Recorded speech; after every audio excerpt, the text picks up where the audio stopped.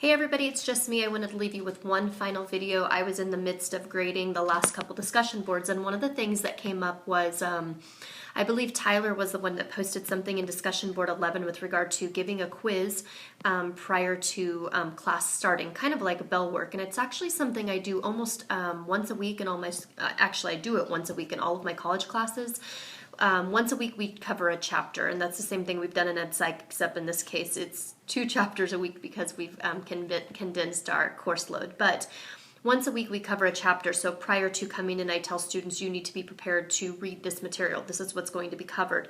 And what it does is it positions the learner for what you're going to do or start with regard to content for that day, that week, whatever it happens to be. I think this model could be used with children as young as 3rd grade for sure, 4th and 5th grade. It may be in the form of a worksheet, it may be in the form of a small reading and some questions they answer at home, but very doable for younger learners. So the approach that I use is called team-based learning, or TBL. And essentially what I do is I say, okay, I'd like you to read this in advance, and that would maybe be like the night before, or maybe a couple nights before. Families are really busy, so you need to remember that. Then what happens is when the students come in, you give them some type of quiz. I tend to use a digital-based tool called Socrative. It's completely free. Students can log in using iPads, laptops. They don't have to use an email address. You just give them the name of the actual room number, which is set up underneath you. And you can set up all different types of quiz questions. They can be open-ended, multiple choice, true, false, everything like that.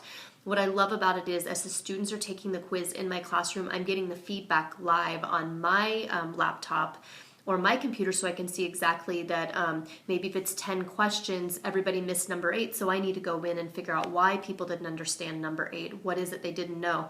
So what it does is at the beginning of any course content that I'm going to teach, I don't need to go back sometimes and teach the basics if everybody got numbers 1, 2, and 3 correct.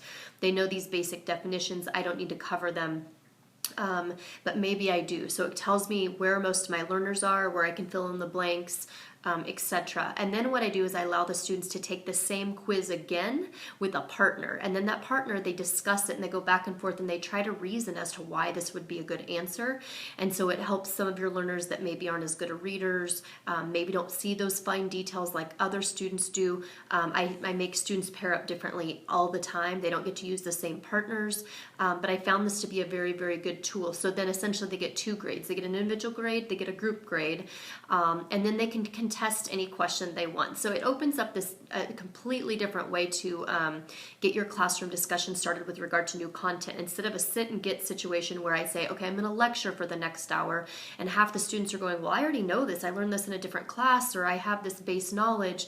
It's really helpful to try this approach with your students. You don't have to do it every week. You don't have to do it all the time, but it's another way to center the student in the learning instead of you always being the person who just basically verbally gives information, because sometimes we know students aren't going to be those auditory learners. They're going to have to learn through problem solving and their own reading and their own research. So again, what I'm going to do is ask you to read this video, and along with the video I'm posting right now, I'm going to post a video that's used at Duke University. It's a medical model, and it's how they use a flipped approach to get students to not only reading in advance, but also using others to acquire knowledge, which is a very constructivist principle, and I think a lot of us use it when we can't figure it out on our own. We go to someone else, and I think that's how the real world works. So anyway, I had to jump in and I had to make a quick video and share this idea with you. If you're interested in it at all, I'm more than happy to help you adjust it or adapt it for your classroom in the future. I think it's very doable for younger grades, definitely middle school and high school, where they're using lots of tools like laptops and iPads.